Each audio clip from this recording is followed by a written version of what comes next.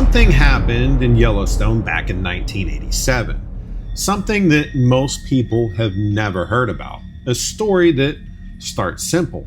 A family packing up their campsite in the middle of the night trying to beat the morning rush. And ends with them seeing something they were never supposed to see. This man told me the whole story, and now I'm going to tell you. It was supposed to be a normal exit, the kind of decision that people make all the time. They skip the crowded lines in the morning, they throw everything in the car, and roll out before midnight. They were tired, but they wanted to get home. The kids helped fold the sleeping bags, flashlights bobbing in the dark, and the wife packed up the cooler. He strapped everything to the roof and then double-checked the gear. It was the same end-of-trip routine that everyone knows until one of them looked up. At first, it looked like a star, bright but not unusual. The kind of thing you almost ignore. But the longer they watched, the stranger it became. It wasn't fixed in the sky like the rest. It was drifting, then stopping, then drifting again. And then it glowed. Not white like a star, not red like a plane, but a piercing blue. The kind of blue you only see in lightning strikes or electric arcs. It shimmered, it pulsed, and it just hung there. Just above the tree line. The kids asked what it was, but nobody could answer. They stood there in silence, watching this light hover and move in ways that no aircraft should move. It held steady for a moment, and then gone. It just blinked out. They shook it off. Maybe it was nothing. Maybe their eyes were playing tricks in the darkness. But 30 minutes later, when the car was loaded and they were finally ready to pull out of Yellowstone, the light came back. And this time, it was closer. The father said it was so bright it lit up the edges of the trees as they drove. The thing moved fast, darting across the horizon, and then stopping dead in the air. It zigzagged, and then it hovered again. Then, without warning, it dropped. A streak of blue fire tore across the night sky. The impact wasn't something you heard. It was something you felt in your chest, like a vibration, a pressure in your ears, a light so intense that it flared like it was daylight before the horizon went black again. The family panicked, but instead of leaving, they followed it. The back roads of Yellowstone at night aren't forgiving. There's winding curves, no lights, and long stretches of forest pressing in from both sides. The farther they drove, the stranger it became. The air started to smell sharp, metallic, like ozone after a lightning storm. There was a heaviness to it. The radio crackled and then went to static. The kids were visibly upset at this point, and the wife told them to stop, but they just kept driving. And then as they turned around this bend, they saw it. At first, it was just a glow through the trees, a faint shimmering light bleeding into the night. Then, the full shape was revealed. A massive object tilted on its side, resting just off the road, at least 40 yards across, maybe bigger. It was silver gray, it was smooth, reflecting the faint blue glow that still pulsed from its seams. The earth around it was ripped apart, dirt thrown up in mounds, trees snapped like sticks, steam or smoke lifted off the hull, curling into the night air. He hit the brakes. Everyone inside the car went silent, because there, less than 100 yards away, sat something that no one could explain. Not a plane, not a helicopter, not debris. It was a craft that was intact, and it looked alien. Red and blue lights flickered ahead. The first police cars were blocking the road. Officers were waving their arms, telling them to just stop where they were. But it was too late. They had already seen it. And that was just the beginning. Steam was rising from the ground where it had been torn into the soil, leaving a gouge that looked fresh, raw, and alive. The father said the air felt really heavy. The car was silent except for the kids whispering in the back, asking what it was. But nobody answered. Even from behind the windshield, the object seemed to hum. Not a loud sound, more like a vibration in the chest, a pressure in the ears. The father rolled the car slowly until they were at the front of the line. The officer stepped out into their headlights, hands up, yelling, "Stop. You can't go through here." His voice cracked like he knew his words weren't enough. but the family still had a clear view. The craft loomed off the road, close enough to see the details, the smooth curves, the scorch marks where it had been slammed into the dirt, and strange seams glowing faintly from within. It didn't look broken, it looked like it was waiting. For 10 minutes, they sat there, staring. Other cars were behind them now, their headlights stacking up in the darkness.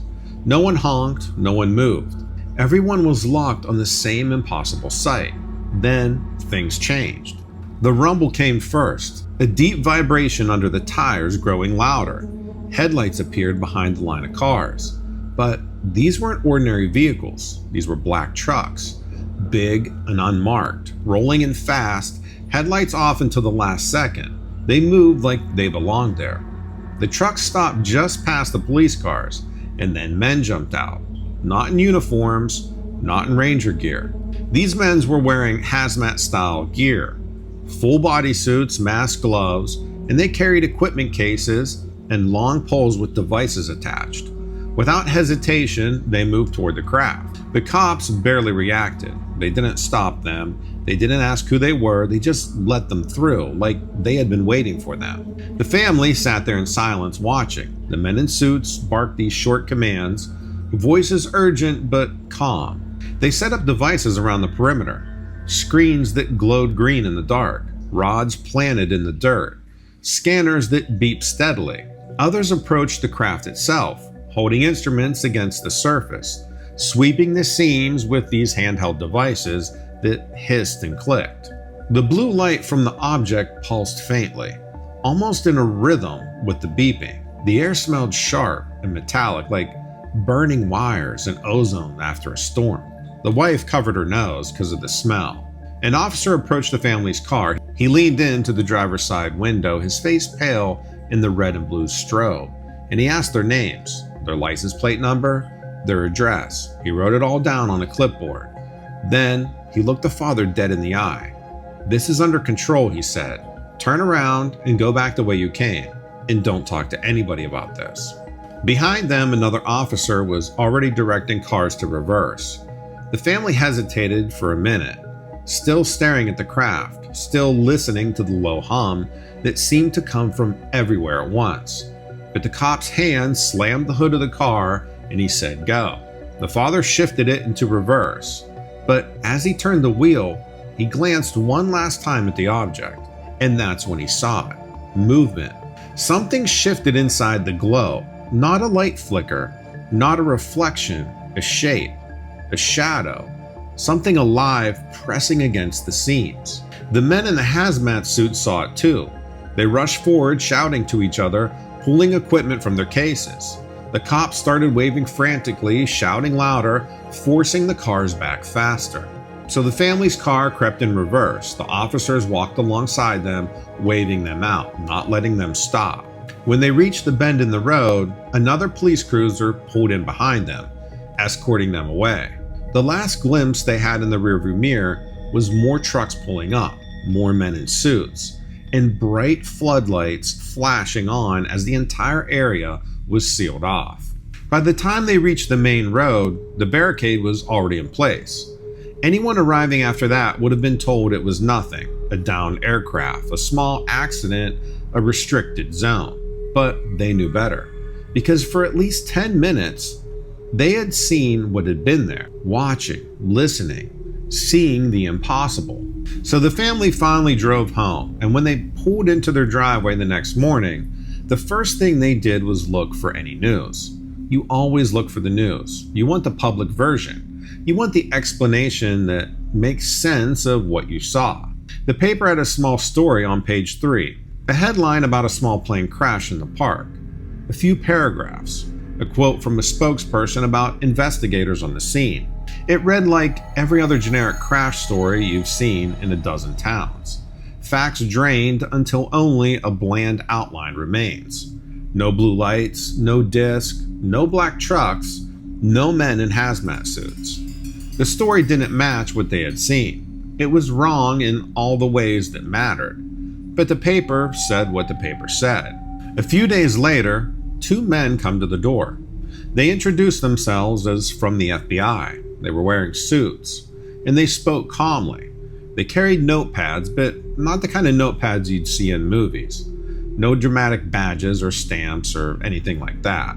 They asked precise questions one after another. Where did you park? How close were you to the impact? Did you take any photographs? And have you told anyone else about this? The man remembered how small the questions felt compared to the thing that they had seen. He remembered answering measured, trying not to say anything that would make him look crazy. He told them where they were on the road and what time, and what the blue light looked like. He told them that he didn't take any pictures, and he said who else had been in his car. The FBI agent wrote it all down. When they finished, one of them looked up, closed his notebook, and said softly, "We appreciate your cooperation. For your safety and for the integrity of the investigation, refrain from speaking about this to the public. If anyone calls, you refer them to our office," and he handed them a card. Now, that was the extent of it. No threats, no theatrics. After that, the family moved on. So after a few months go by, the father has a business meeting not too far from Yellowstone. He was a property and casualty insurance agent, and one of his clients had just taken a fairly big loss. It wasn't right next to the park, but close enough that on the drive back, he decided to cut through the same area just to see if anything was different. When he got there, the whole road was shut down. Signs said road closed, detour. Cones stretched across some lanes, redirecting cars away. He thought maybe it was just construction, but the farther he drove, the more road closed signs he saw. Every side road that might lead him towards the crash site was blocked. Finally, he reached a full barricade. Big gates, floodlights, and a couple park rangers' trucks parked across the road. Two rangers stood there in uniform. He pulled up and rolled down his window, just curious, nothing more. "Hey, what's going on? Why is this park closed?" he asked. One of the park rangers looked at him flat and cold. "This is a restricted zone." The father blinked. "Restricted? Why?" The ranger didn't answer. He just repeated himself. "This is a restricted zone. Now move along." The second ranger stepped closer with his arms crossed, making it clear that the conversation was over. The father sat there for just a moment, staring past them at the road he had taken months earlier. The road where he and his family had seen the impossible. Now it was sealed, locked down, and no one was allowed near it. He nodded and put the car in gear and drove away. That was the moment it hit him. Whatever had happened that night in Yellowstone wasn't just cleaned up and forgotten. They were still there, still watching, still protecting something. And to this day, the official story has never changed. Just a small plane crash. So that's the story. A family in 1987 leaving Yellowstone at night. They see the lights, they follow the back roads, they come face to face with something they can't explain. A craft on the side of the road, intact, glowing alive. And then the trucks, the suits, the FBI, and finally months later, a road locked down, sealed off as restricted. Now, let's break this down. Yellowstone has always had its share of strange stories. People disappearing, lights in the sky, restricted zones that don't make any sense. This family's experience lines up with some of the other accounts I've looked at over the years. First, the lights, blue electric pulsing. That description shows up again and again in UFO sightings across the country. And in Yellowstone, there are dozens of reports from campers who have seen strange lights hovering over the park. Sometimes they blink out. Sometimes they shoot across the sky and vanish. And sometimes, like here, they drop straight down. Second, the cover story, if you notice, it was quick, almost too quick. The paper printed a small plane crash, and that was it. I've seen that before in Roswell in 1947. First, it was a crashed disc, then within 24 hours, it was a weather balloon, case closed. Rendlesham Forest in the UK. Soldiers report light, strange craft, beams hitting the ground, and the official story? Just stars in a lighthouse, case closed. It's a pattern. The public sees something impossible, and then the next morning or the next day, the media prints the most ordinary explanation that they can come up with. Third, the road closure. To me, that's one of the strangest details here. Months later, The father drives back and the entire area is sealed off. It's a restricted zone. No reason given. Just move along. That's not normal. You don't just shut down an entire section of Yellowstone for months over a small plane crash. You clean it up. You reopen it and done. Unless there's something more there that you don't want people near. And Yellowstone is full of areas just like that. Places where trails suddenly close, where caves are sealed, where rangers tell you to stay away and give no reason. Some are for safety for sure, but not all of them. And if you talk to people who've worked at the park, you'll hear stories about lights in the valleys, about military trucks on back roads at night, about equipment being hauled in where no tourists are supposed to be. Now, think about this. Yellowstone sits on top of one of the most powerful geothermal systems on the planet. It's a place of energy, heat, and pressure. If strange craft are drawn towards energy sources, like nuclear plants or military bases, places where the Earth itself is alive, then Yellowstone fits the profile perfectly. Maybe that's why so many people report strange things there. So when I look at this family's story, it doesn't sit in isolation. It sits in a bigger pattern. Lights in the sky, crashes or landings that get covered up, and quick official explanations, and quiet restrictions put in place long after the public has moved on. Do I believe this family saw what they claimed? I can't prove it. Actually, nobody can. But the details line up too cleanly with the way these stories usually go. And if you're wondering whether Yellowstone has more secrets buried inside it than we'll ever be allowed to know, well, maybe this story is one of the closest glimpses we've had.